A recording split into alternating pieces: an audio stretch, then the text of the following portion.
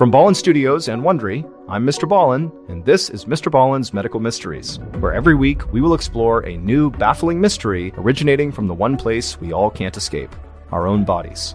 So, if you like today's story, whenever the follow button texts you, only reply with, "Who dis?"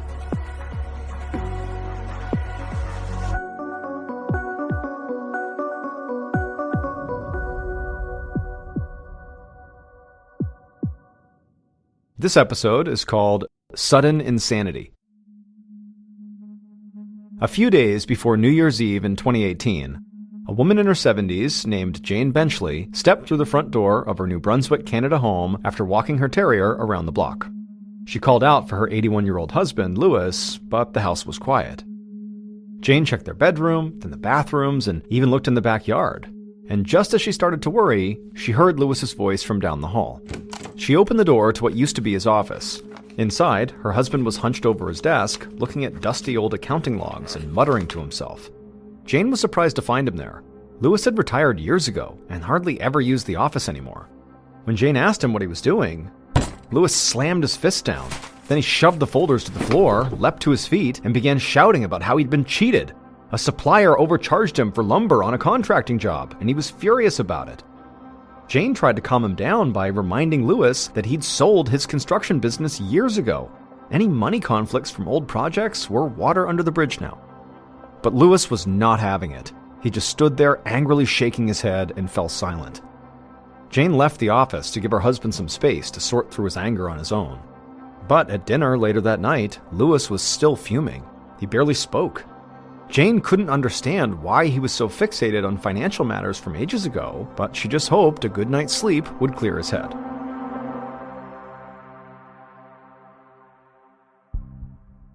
But the next day, Jane returned to the house after running some morning errands to find her husband acting totally frantic again.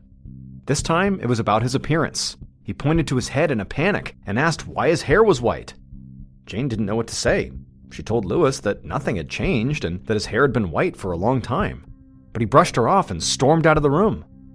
Jane had a bad feeling. Momentary confusion was one thing, but her husband's strange behavior the last couple of days seemed like something much more serious. So, she went to the office where Louis was, and she asked him a simple question. What year was it? And his answer floored her. He said it was 1992, but it was not. That was 26 years earlier.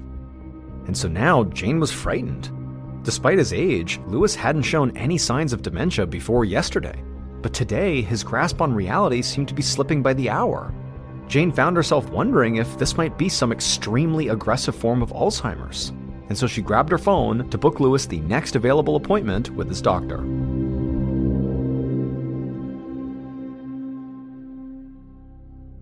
That night, Jane did her best to try to relax. She sat down in front of the TV with a cup of tea, but no matter what she did, she just couldn't stop worrying about her husband.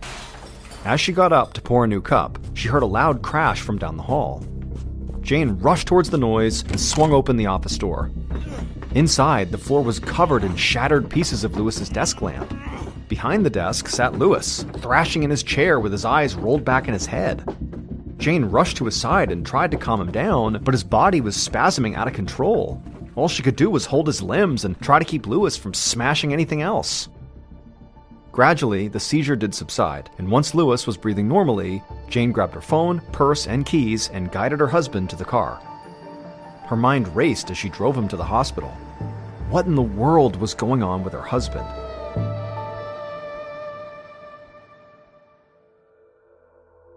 Six months later, in May of 2019, Dr. Alan Marlowe, a neurologist, looked across his office desk at Jane and her two adult children, Ted and Ellen. The mood in the room was tense and very emotional. Jane dabbed at her eyes with a tissue. Only days ago, Jane's husband, Louis, had died. Dr. Marlowe first met Jane and Louis back in January of 2019, when she had brought her husband to the hospital following that seizure. Initially, Dr. Marlowe thought Louis must have a brain disorder, such as Alzheimer's, Parkinson's disease, or ALS. Any of these could have explained his abrupt mental decline and loss of motor control. And so Dr. Marlowe had conducted various tests to confirm that Louis had one of these conditions, but all of the tests were inconclusive. Yet, week by week, Louis's symptoms only worsened. He began having daydreams that were like nightmares. They were pure hallucinations, but very real to Lewis. Also, Lewis began to lose control of his limbs. He would have these muscle spasms that were super intense to the point where basic movements would cause him severe pain. Eventually, Dr. Marlowe suspected the worst: Creutzfeldt-Jakob Disease, a rare and always fatal condition that is caused by abnormal proteins in the brain. The symptoms of CJD, as it's also called, can seem like an unusually fast-moving case of Alzheimer's, but there are no treatments to slow its progress. Victims typically die within 6 months to a year. Now, unfortunately, CJD can only be diagnosed by doing an autopsy of the patient's brain after death. And so even though Dr. Marlowe felt confident what Lewis had was CJD, he couldn't be sure so long as Lewis was alive. And so the doctor did everything in his power to ease Lewis's symptoms. However, his condition never improved, and Lewis died within 5 months of his first meeting with the doctor. Dr. Marlowe knew that being back in his office was hard for Jane, but he needed her to sign documents consenting to an autopsy of her husband's body. Learning the details of the condition that killed Lewis might help future CJD patients avoid a similar fate. Jane dried her eyes, took the pen, and signed the documents.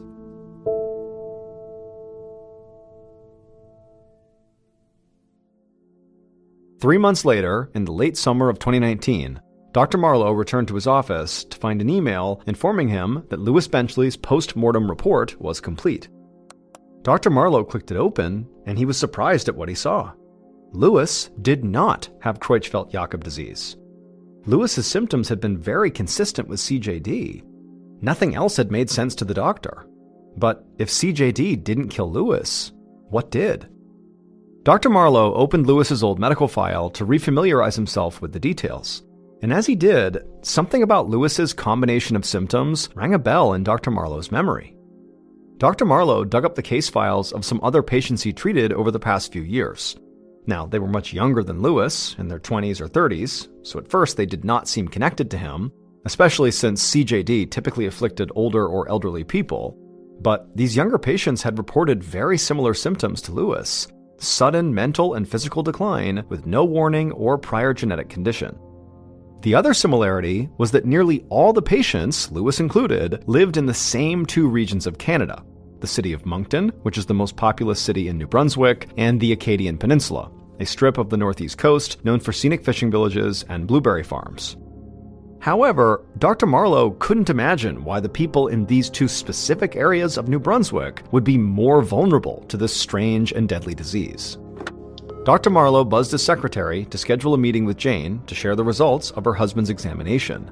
Dr. Marlowe wondered what to tell her after breaking the news that her husband had not in fact died of CJD. He knew she'd want to know the same thing he did. What had killed Lewis? Dr. Marlowe just hoped he could eventually find the answer.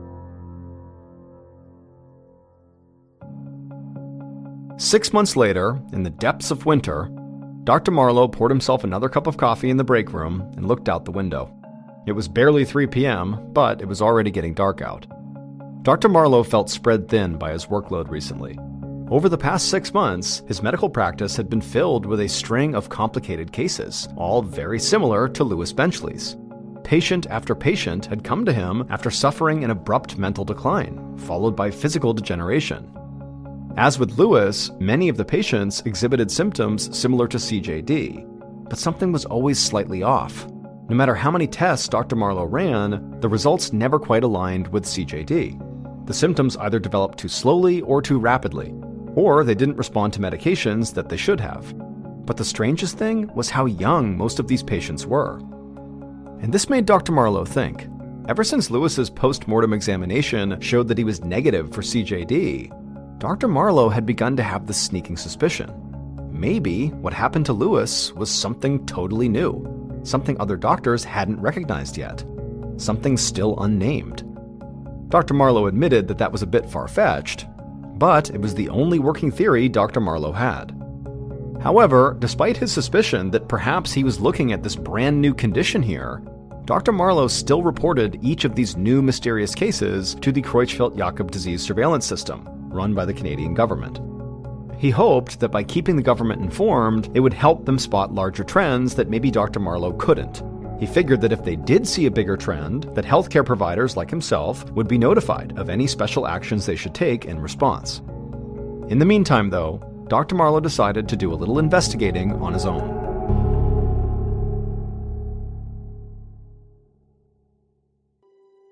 A little over a year later, on an early morning in 2021, Louis Benchley's son, Ted, opened his morning newspaper and saw that the mystery disease that had killed his father was finally getting some public attention.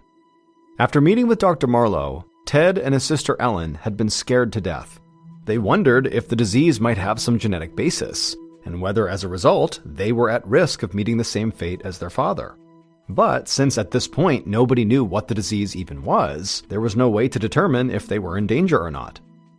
That morning, Ted read that Dr. Marlowe, along with a variety of other experts, had been meeting at the Public Health Agency of Canada to discuss a new disease that had afflicted more than 40 people in the region, which meant Dr. Marlowe had discovered at least 20 new cases since Ted's dad got sick.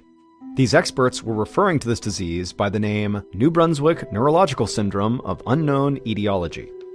Ted continued reading, and he saw that patients with the syndrome spanned different ages, lifestyles, and backgrounds, but they all seemed to develop dementia in the exact same way his father had, and so far, 6 of these people had died. Ted was relieved to read that the scientists did not see any genetic link in this disease. In fact, scientists found that these patients had only one thing in common. They all lived in the same geographical area, and this made scientists suspect that something in the environment might be to blame. Some scientists had apparently drafted a memo to warn local doctors about this horrible, mysterious illness, while others feared it would cause panic and argued against sending it out. However, that disagreement no longer mattered because somebody had leaked the whole memo to the press, and so the mysterious disease now had global attention.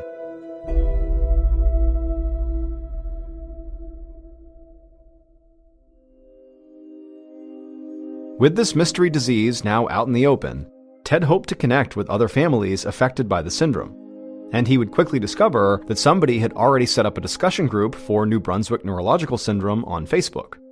And soon, Ted would share to this group that the Canadian Institutes of Health Research had offered Dr. Marlowe's group 5 million Canadian dollars to fund a clinical investigation of New Brunswick disease. However, 2 months later, the New Brunswick provincial government announced it would be taking over this investigation, which meant Dr. Marlowe and his team of scientists would no longer be involved. Ted and the other members of this Facebook group could not understand why the government would exclude Dr. Marlowe. He had done more than anybody else to identify the strange condition and its victims. Ted thought the government should be looking to include more scientists rather than leaving people out. It just made no sense to Ted or anybody else in this group, unless something was going on behind the scenes that they weren't aware of.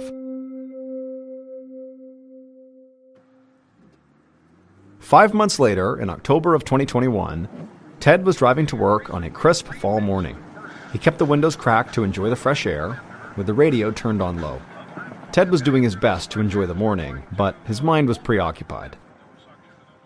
His father, Louis, had been dead for over 2 years, but his cause of death was still unknown. Ted and his Facebook friends had been anxious for more information, but ever since the provincial government had taken over the investigation, there had been zero updates on the issue. As Ted passed an 18-wheeler loaded with lumber, his ear happened to catch a snippet from the radio. He turned up the volume just in time to hear the announcer mention the New Brunswick disease. The province had been studying a cluster of 48 cases, 8 of which had been fatal so far. To conduct autopsies on those 8 fatalities, they had turned to an independent doctor from the province of Ontario, Dr. Robert Hansen. And now Dr. Hansen had finished his investigation. And his preliminary conclusion was that there was no connection between the cases. They were all separate incidents, unrelated to each other. Dr. Hansen determined that each of these patients had contracted a well-known disease, such as cancer, Lewy body dementia, or Alzheimer's. There was no new disease here. Ted couldn't believe what he was hearing. He was certain there had to be a connection between all these cases. Also, Ted had seen his father's autopsy report. He wasn't sure which disease Dr. Hansen thought had killed his father, but he knew that his dad had absolutely not died of CJD or any of those diseases listed in Dr. Hansen's report. It was something new, something that still was not recognized by the medical community. And so now, Ted wondered if maybe the Canadian government wanted to keep it that way. Something just felt off about this whole situation, and so Ted decided he was going to do something about it.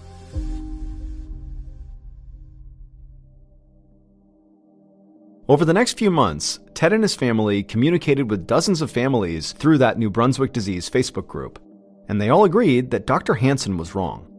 There was a connection between all these cases. And the cause had to be environmental since almost every patient lived in the same area of Canada. Working together, Ted and the others had come up with possible strategies to continue searching for an answer. One idea was just to crowdfund their own environmental testing. Another idea was to invite famed environmental activist Erin Brockovich, whose life was actually made into a movie starring Julia Roberts, to have her lead an outside investigation. And at the same time, week after week, they campaigned relentlessly, hoping that Dr. Hansen's panel might change their conclusion that the condition was not real. They hoped they were having an effect, but Ted couldn't tell for sure. Then one day, on February 24th of 2022, Ted picked up the newspaper from his front lawn and saw a headline about the case. He brought the paper inside and spread it out on the kitchen table and flipped to the article. And there it was, in print, the Provincial Oversight Committee's final report on the so-called New Brunswick disease. After supposedly much consideration and debate, the committee ruled in agreement with Dr. Hansen's assessment. The cases were not connected. A new disease did not exist. Ted's heart sank. All of their efforts had been for nothing. It seemed like the truth behind his father's death would now stay unknown forever.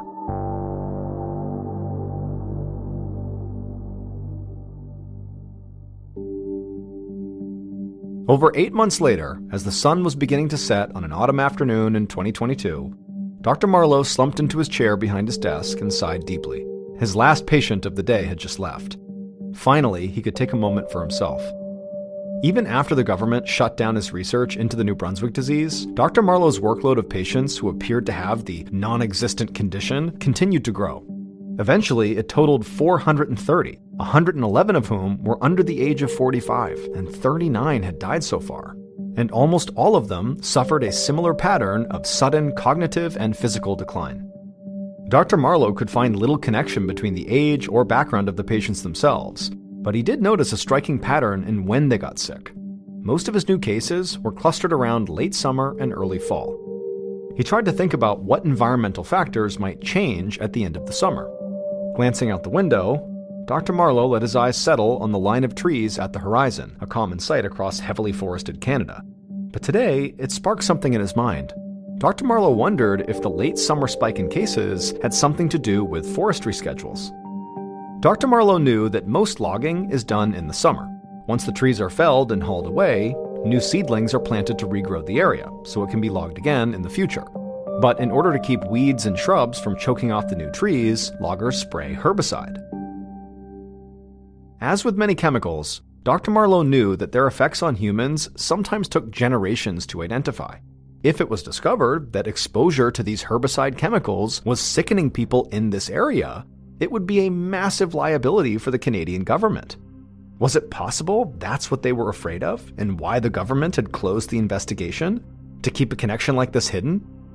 Logging was one of New Brunswick's oldest, biggest, and most profitable industries, and messing with an economic engine of that size was a dangerous business.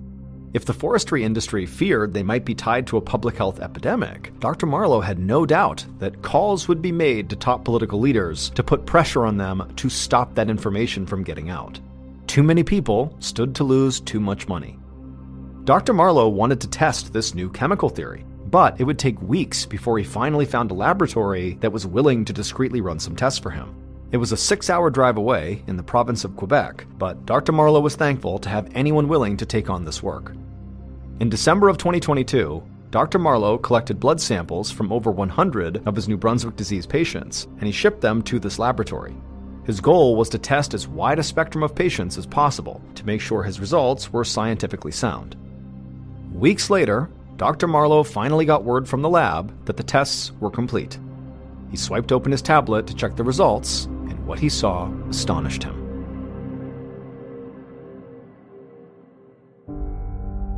Dr. Marlowe's hunch had been correct. The results from the Quebec laboratory proved it. 90% of Dr. Marlowe's patients' blood samples contained elevated levels of glyphosate, which is a herbicide routinely used in forestry work. In one case, the levels were 15,000 times higher than the lowest detectable numbers. The chemicals in glyphosate block an enzyme necessary for plant growth, so any weeds or grasses sprayed with it eventually die. Dr. Marlowe was certain that this chemical was having a long-term, sometimes devastating effect on people's health. But despite his findings, not everyone agrees that glyphosate can be harmful. The United States Environmental Protection Agency ruled in 2022 that glyphosate causes no health risk, even to children. But in Canada, the debate is beginning to tilt in Dr. Marlowe's favor. Eventually, the province of Quebec acknowledged a link between glyphosate and an increased risk for Parkinson's, a brain disorder that can cause stiffness and serious problems with movement. Other recent studies have shown that glyphosate disrupts the naturally occurring bacteria in the gut that play a key role in overall health. When bacteria in the gut are imbalanced, it can cause inflammation throughout the body, including in the brain. Some scientists believe this inflammation can lead to Alzheimer's and other neurodegenerative disorders, just like Lewis and the other patients experienced.